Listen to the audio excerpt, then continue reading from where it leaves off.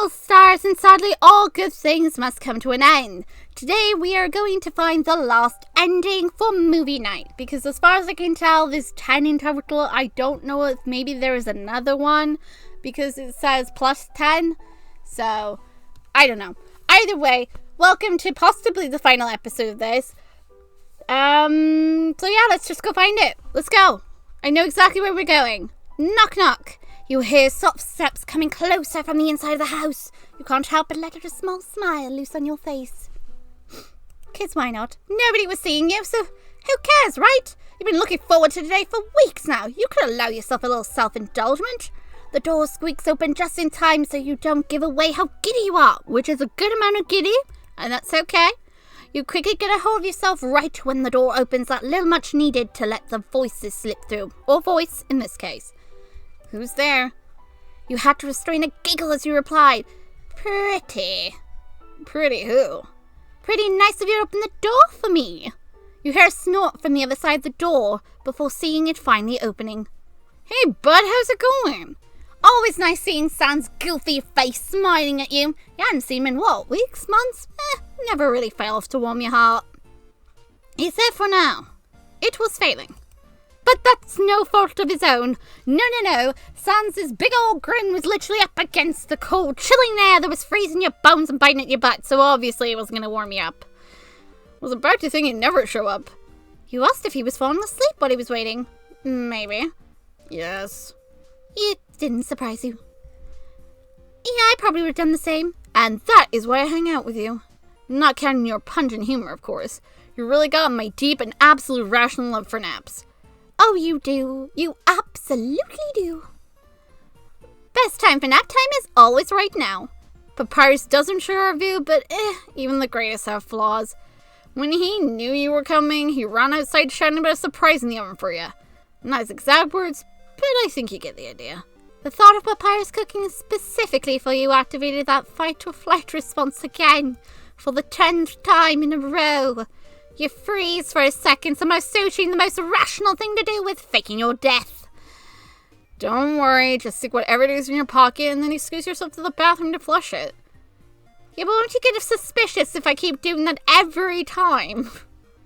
Just try to look as if you're enjoying it, okay? Yes, slowly nod. Besides, I haven't had chips and snacks to feed a skeleton for weeks. You may die of food poisoning, but damn, I guarantee you won't starve today. Yet, you never offer such snacks when Papyrus is around. I'm guessing they're contraband. Well, that's somewhat kind of reassuring. Come on. Get in. Couch sounds better than standing outside. The warmth of the house is nice on your skin after that cold outside breeze, especially if you're talked aside for no reason like idiots. You happily take off your coat and your scarf, finally free from the suffocating clutches of the synthetic cotton of doom. Sans lets gravity help him settle on the couch. He rests his pink slippers on the nearby table, maintaining eye contact, and you thank heavens Papyrus isn't there to literally rant to him about putting his shoes on the furniture. Make yourself at home.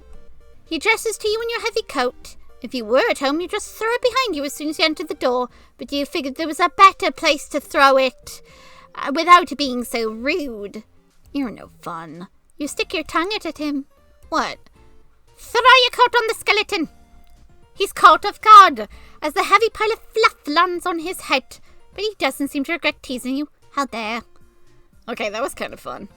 You very proudly puff out your chest, declaring your victory as you have defeated the skeleton with the power of the fluffy coat.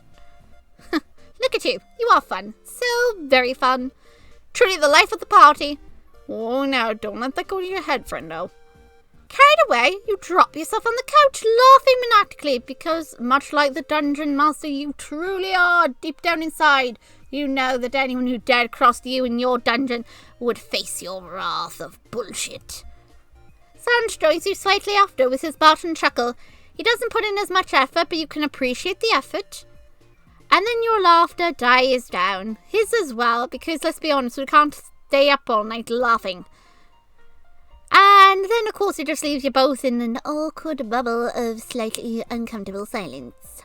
But against everything believed to know about the skeleton, he took it upon himself like a champion to break the silence either because of pure boredom or pure knowledge of knowing that you will not freaking talk. So, you were thankful either way. I don't really know when Pops will be back. Could be minutes, could be hours, who knows. Great, more awkward silence, bring it on! I'm ready, I've been doing this for so many runs-throughs of this game, it's completely fine. I'm a professional at this point.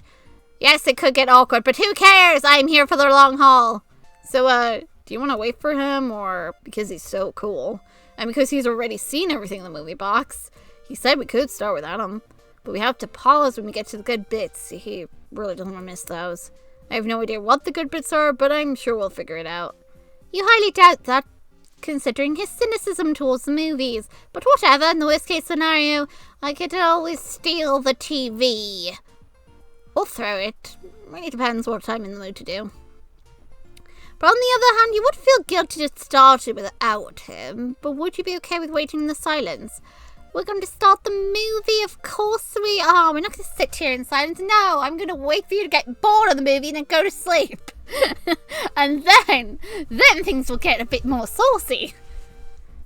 Well, then buckle up and grab some popcorn. The screening's about to start. There's no popcorn. Don't bother looking. Well, you're a little sorry for starting with Papyrus, but, you're at least probable to embarrass yourself. Absolutely not. It doesn't matter if the movie's on. You're going to embarrass yourself anyway. You don't need the movie's help for that. It's definitely not going to cover your butt either.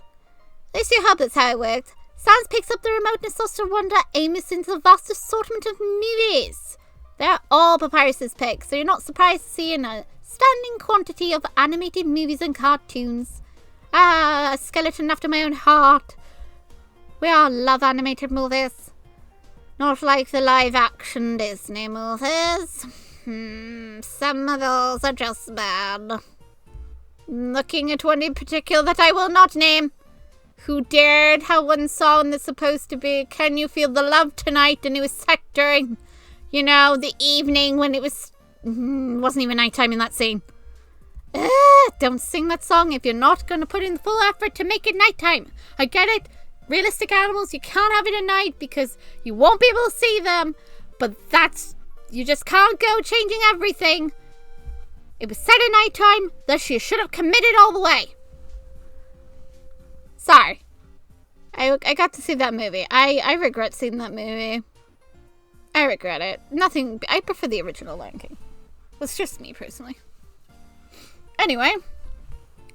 You watch the movie, scroll frantically on the screen and hoping that Papyrus has not even considered putting any of their real life action ones. Well, there are some that are pretty good, but others we don't mention.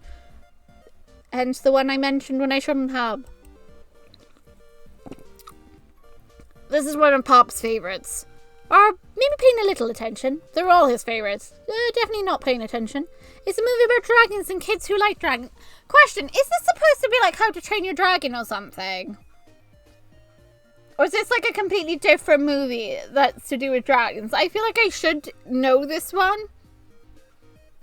I feel like I should definitely know which one this is. Or Pete's Magical Dragon or something. I feel like I should technically know what this movie is. Long-term retention isn't your forte, but that's okay. Within 5 minutes, pressing play, everything is just a blur. Though technically Papyrus was normally there to prevent this kind of situation, but he's not. It's just you alone with scenes. We're supposed to talk? Absolutely not. We are letting this skeleton sleep. So be quiet, character. We're going to stay silent. We're going to let him snooze. You just stay silent. People don't talk during movies. You can't do that regardless of where you are. Unless you're Papyrus. If you're Papyrus, you can do it. Unfortunately, you're not Papyrus. That doesn't mean you won't try to do something. Who knows when the next time you'll be alone with Sans will be. So you patiently wait for the opportunity to take action, and then you ever so sneakily scooch yourself closer to that skeleton on the couch. Pretty much scoochy. But, of course, the second your elbow makes contact with his, you kind of just back out of it. You're like instant regretting spaghetti. Regretty spaghetti moment. And then, of course, you curse your wretched elbow because, much like in the past, it has failed you. You lost some $20 on that goddamn thing. Anyway, the unknown sound escapes yourself for frustration. And you mentally slap yourself as soon as you notice, praying that he didn't notice. But luckily for you, Sans did not notice because he's finding it hard to pay attention himself at the moment. Because pretty much, he's literally falling asleep right here, the poor guy. His lid's looking heavy and he's having trouble keeping his sockets open without Papyrus shouting in his non-existent ears that he doesn't have anything keeping him from just dozing away. His head falls backwards and he succumbs to the sweet embrace of nothingness. Gosh, you wish that were you. You guess you really needed that good old nap, eh? He didn't look too comfortable. Then again, this is Sans. He could sleep through a car crash. At least you assume he could sleep through a car crash. He can definitely sleep through a lot of things. You look apprehensively at the thin bones of his neck. They look rather delicate to support that big old head of his. Should you wake him up? We could let him sleep. Let's just leave him sleep. You leave him be. Lord knows how tired the poor guy must be to fall asleep like that. Though you do try to adjust his position just in case the image of his neck snapping in your mind becomes reality. An irrational fear way more powerful than you desire to wake him up. You gently push him against the back of the sofa. He bounces backwards like a sack of potatoes. But not surprisingly, he sleeps through it. So yeah, your job is done. And now you can focus on this movie you weren't even watching in the first place. You're about to go to the kitchen to at least try to look for pot when suddenly you feel something on your shoulder weighing you down. It takes you a while to recognize that something as Sans' skull. Shit! Now you're really boned. You stay still as a statue as you feel his breath brush your neck, because it doesn't matter what you do at this point. Once he's sleeping, he automatically gravitates towards your end of the couch. He's like a magnet. You're spinning 1,000 thoughts and none of them are remotely useful. Your heart is pounding so hard you think it might get out of your chest and slap you because what a fool being trapped in a situation. You just walked right into it. In all fairness, so this one wasn't really your fault per se, because how are you to know that Sans was going to slump in the direction he did? Before, in the other one, you kind of got too close to him. That would make sense that he grabbed onto you. In this situation, you pushed him back onto the couch so that way he's more comfortable, and then he kind of slid in your direction. So it's not really your fault. You didn't exactly walk into it. The only way you walked into this is because you did shuffle close to him. Because otherwise, when he fell, he would have fallen onto your lap otherwise. Either way, the skeleton was definitely going to end up resting on you, either on your lap or on your shoulder. Everything just leads up to that point, depending on the direction he fell. Unless you really don't take up that much of the couch, but I highly doubt it. You hold your breath to calm you and your movements down. You don't even want to think about the awkward silence you'll get if he wakes up like this. The awkward silence you're in right now is already enough. You just try to watch the movie. Yeah, let's do that. Why? It wouldn't really be that awkward. Sans would probably just apologize for falling asleep and for, landing on you.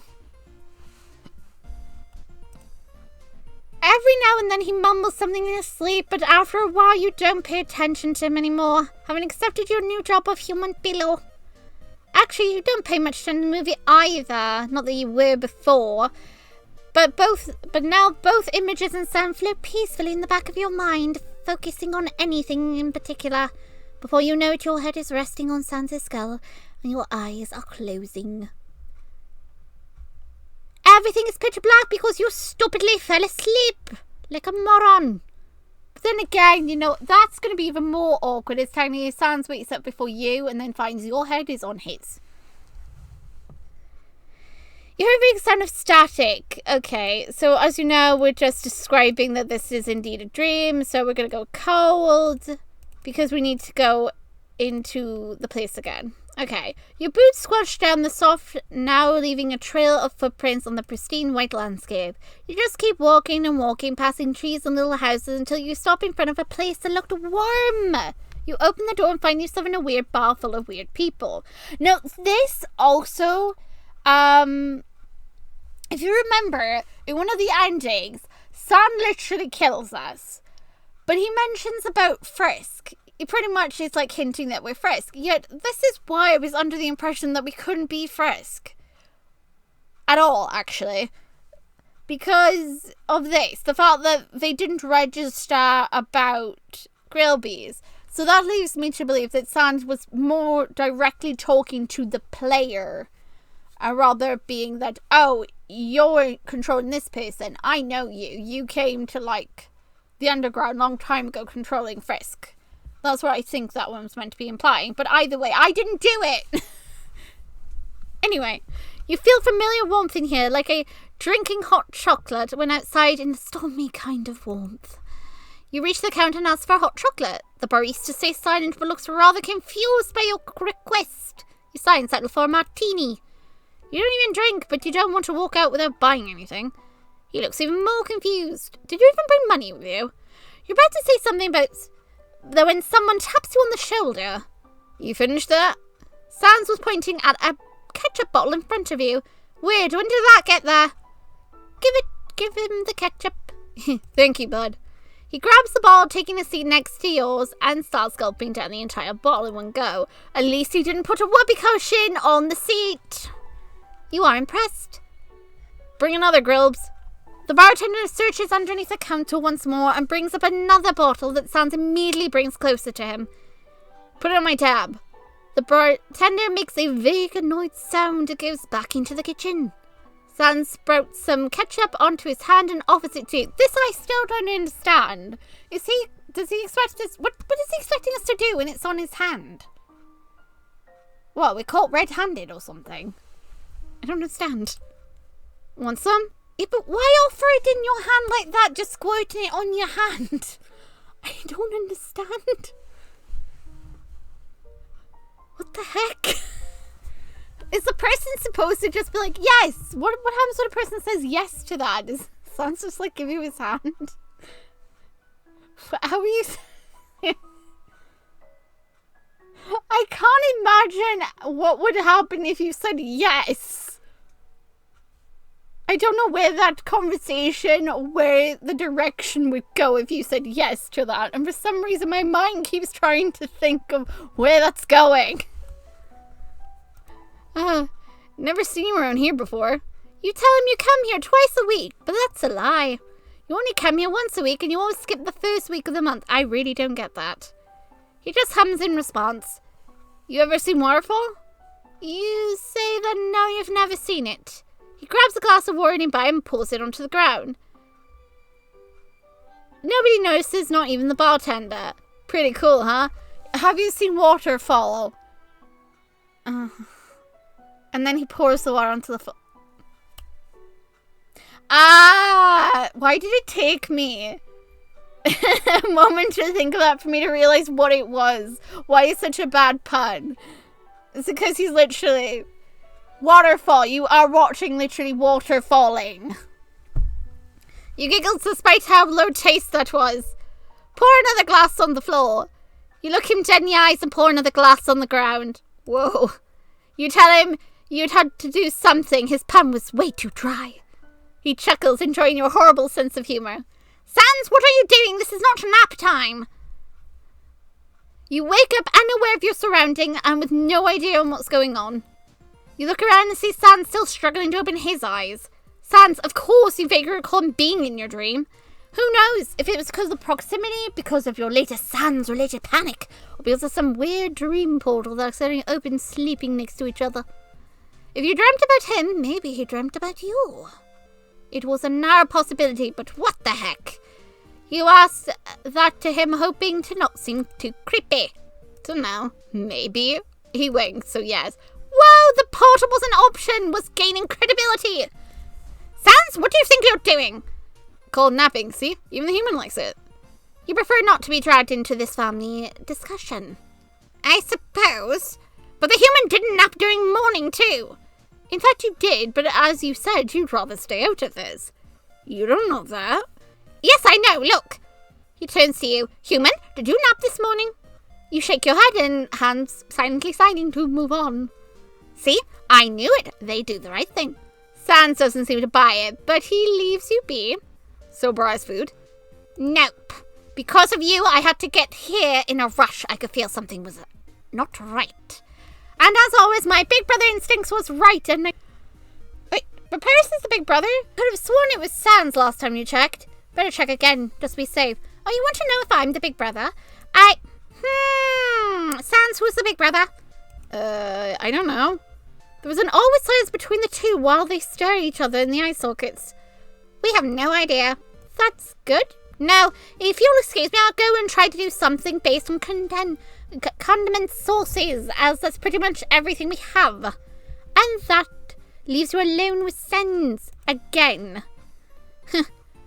I'd be fine with a ball of ketchup. Don't know about you. Road ketchup really wasn't your top choice. Speak for yourself. I would definitely eat ketchup. I'm fine with ketchup. Don't throw shade in my ketchup. I mean, I wouldn't eat it directly from the bottle, but I do like ketchup. The only thought of eating it straight from the bowl makes you want to throw up. Some people eat mustard directly from the bottle, and some other people eat freaking brown sauce from the bottle. And just insert any other sauces you can think of, and people have done it. He noticed your disgusted face. I don't judge you. I won't judge you. Really, you should try it. Yeah, you very much still refuse. I don't. Ignore the character. It is your loss, not mine. Oh my god, gimme. You heard fumbling from the kitchen, and right after the sound of a pot falling on the floor. Perhaps isn't doing good in there. The fridge is empty! Go help Pop. Decide to go help him, or in other terms, to go supervise him. Papyrus and cooking were two words that put everyone on edge when in the same sentence. Yeah, he could use a hand. Good luck, buddy. Hold on, Isan's not going to help me with this. Okay. The first thing you see when you make your way into the kitchen is Papyrus's butt wriggling in the air. He's humming some cheerful tunes as he searches waist deep for something edible in the garbage disposal they call a fridge. Why is there a pair of scissors in the kitchen? Normally our scissors aren't hanging up here. Normally we got them in the drawers. And why is there a... Okay. Oh my god, Sans pick up. I was wondering if that was a sock. It is a sock. Oh my god. This household is so cute. It must be such an interesting conversations going on. Okay, so we're gonna go now and help Papyrus. You knock on the fridge door to get his attention. Human, I'm not done yet. I can't come watch TV with you. I have to prepare food. Not really sure what to make yet, but I'm sure I'll think of something. I am great after all. You asked Papyrus if he needs a hand. I would love that very much, thank you, human. This will come out 2 times as great. I just don't know what this is yet. But this won't stop us. It surely won't. You peek into the fridge to see if there's something useful in there. Ketchup, mayo, mustard, maple syrup. How many frickin' sauces do 2 skeletons need to survive? What do they do with it all? Oil their car? It would have been too much even to oil a car. You... move some colourful bottles of colourful goo, and in the farthest corner you find eggs. You take them out and hand them to Papyrus. Could be worse. You could do lots of things with eggs, like cooked eggs. You know damn well Papyrus could slurp them raw, so you don't even mention that possibility. Eggs? Eggs. He doesn't look too convinced. Although I'm great, I have to admit I'm not very good at handling eggs. Last time I opened one, it smelled so bad I need an entire bottle of perfume to wash it away. I suspected it got mad at me for cracking it with such fierceness. That's not how perfume works, and that's not how eggs work either. You're pretty sure Sans is the one who taught him the perfume trick. After checking the expiry date on the box, that was miraculously due in a few weeks, you tell him not to worry about the smell. If you say so, human, I confide in your abilities and upgrade you to co-chef. I am the chef, as you can tell. After all, I am the one who knows where the butter knives are. Yes. Couldn't argue with that logic. So tell me, my co-chef, what are we making today? Oh, you already decided you're going to make crepes. Not only because they are thin and light, you couldn't eat a whole pancake even if you tried, but because you're pretty sure you can only make crepes with the few ingredients you have. Oh, so they're all liquid. Ergo, pretty hard to mess up. Even Papyrus couldn't make a mess out of this. You share your ideas and he is immediately on board. Let's make whatever this is. So the first thing to do is... Actually, I don't know the first thing to do. You don't either, but how hard could it be? Very hard, but you tried to not think about all the ways this could go horribly wrong. You see, this is a new recipe for me, so just for this one, you'll have the luck to have me, the great Papyrus, as your co-chef. Oh God, you hope the situation didn't get... Oh God, you hope the situation didn't just get 10 times worse. You or Papyrus at the command, you weren't sure what you feared the most. You needed flour and milk too, and you were sure of. Oh, we have those. I've heard from the TV milk helps with bones, so I always make sure to buy extra boxes. Oh my God, you precious little skeleton. He opens a drawer near you and it's completely filled with boxes of milk. Oh my God. That's this week's refill. I keep it here near my extra bones. Oh my God, Papyrus is supposed to be in the fridge. He opens the next drawer and it's completely filled with bones. Some are even wrapped up with a bow. Oh, you precious little skeleton. Both trolls terrified you, so you just pick out a box of milk while Papyrus took the flour. The bones could stay there. You didn't need them. Okay, so I should start breaking the eggs then. Sure, perhaps do your best. I will. I learned from the best after all. He carefully aims at the bowl, one by one throws all the eggs in there and smashes them. You don't even know what you were expecting. You're least grateful he scented the bowl. How did I go? You give him a thumbs up and later try to remove some eggshells while he's not looking, but there's only so much you can do. Okay, now we have to put in the milk, I think. And of course, I think right. Right? On to the next one. If Instagram flash cooking videos taught you something, is that wet ingredients go with other wet ingredients. So you bring on the milk. Oh God. Oh God. Pour the milk in, Papyrus. Pouring! You take a pair of scissors and snip a corner of the box. He just looks at you for a second, jaw hanging from his skull. That's so much more convenient. Yeah? You were legitimately afraid to know what would have been the other option. He manages to pour a moderate amount of milk. Good. You handle the flour. Oh God, he's going to make a mess. You handle the flour pudding while a confused Papyrus asked you how you managed to not make the flour fly all over the place. That could have been worse, but oh, now comes the real challenge. Don't worry, human, I'll mix. I am quite the champion of mixing. I only broke 2 spoons while mixing, which was 2 more than an acceptable amount of spoons broken while mixing. You mentally cross your fingers.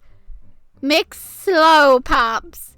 Alright, that's what the recipe says. You tell him the recipe requires an absolute clinical level of slowness, a tad faster, and the mixer could be irreparably damaged. I would never damage a mixture. He started to mix so slow, shuffling the bowl from side to side. Would have done a better job. Sure, you still had an inevitably and mostly liquid blob, and it could still... Oh my God, Papyrus, you precious little bean. I can never be mad at the skeleton, can I? He can never do any wrong in my eyes. Bless his little cotton socks. He doesn't have any cotton socks, but maybe he does. I don't know. Sans has socks, so why wouldn't Papyrus have socks? Sure, you still have an uninviting and mostly liquidy blob, and you could still distinguish chunks of flour in there. But anyway, it was a better alternative than having to scrap the dough from any surface of the kitchen. And now the fun part, actually cooking, with actual fire. You anxiously stare at the stove, silently praying to not burn down the entire house. Papyrus seems to sense your worry. Don't worry, human, I've got this. It does not help when he turns up the flame at the highest possible temperature, and it's definitely not good for your heart rate when Papyrus, bless his soul, firmly grabs the pan. He's cooking. You pour part of the mixture into a nice circle on the hot surface. A little shuffling later, and he puts an arm in front of you, as if he was protecting you. I'm going to flip it. You might want to stay back. Oh, God. Wait. Okay, stand back. You gladly stay back. The idea of burning a hot something in the face was not so appealing. You take coverage behind a chair. 1, 2, 3, I'm flipping it! From your strategic position, you watch the almost pancake, because it was too sick to be a crepe, gracefully twirl midair. You watch it fly up above Papyrus' head. You wait for it to come down. It doesn't come down. You look up and see it's stuck on the ceiling. I think I need a refill. Welp, in for a penny and in for a pound. Might as well wrap up the whole ceiling with pastry deliciousness. That was just a warm-up.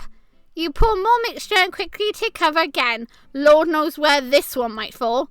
But under your astonishing gaze, not one of the crepes falls in place. That isn't the pan. At some point, you get up and give him a deserved applause. Thank you, human. I know I'm the best. You smile at him while your hands keep clapping. Well, the crepes and pancake hybrids were all stockpiled on the plate. Time to dig in. Your hand is already grabbing one, but Papyrus stops you. Wait. We will be blinded by the hard work if we put in making these. We will never truly know their quality if we taste them. What? I suggest we make someone else taste it. Oh my god, he wants Sans to be the taste tester. Oh my god, are we going to poison him? Not really buying it, but you're on board with a MasterChef style taste challenge. Sans! You can't even finish your thoughts, but the most unholy screech comes out of Papyrus' mouth. He will get here, eventually. You wait a good quarter before he peeks into the kitchen.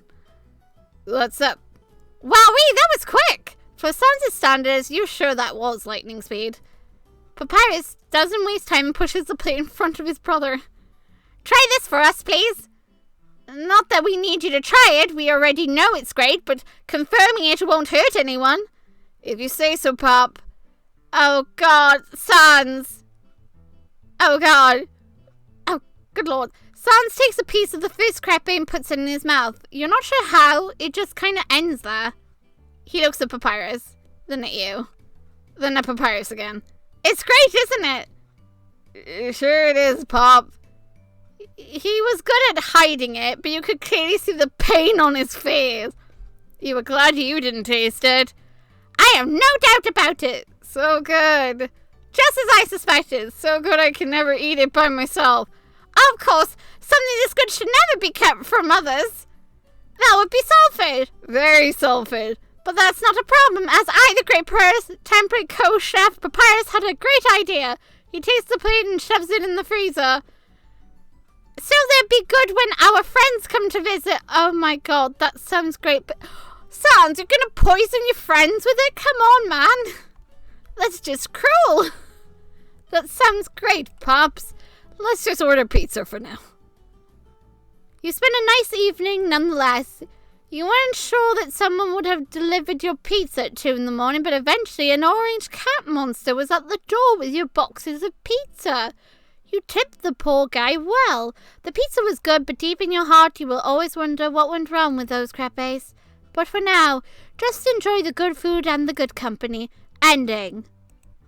When in doubt, pizza is the answer. And it will save a skeleton as well. And that, everybody, was the final ending of movie night. We partially poisoned Sans. It's okay, Sans lived. I don't know if there are any more endings in here, but that is what I found, and I hope you guys enjoyed, and hopefully Sans will forgive me for nearly poisoning him. Anyway. Right, we're gonna have to go find a new game. Maybe we should play Dusted or something. Don't know. Either way, I'll see you guys in the next video. Bye-bye.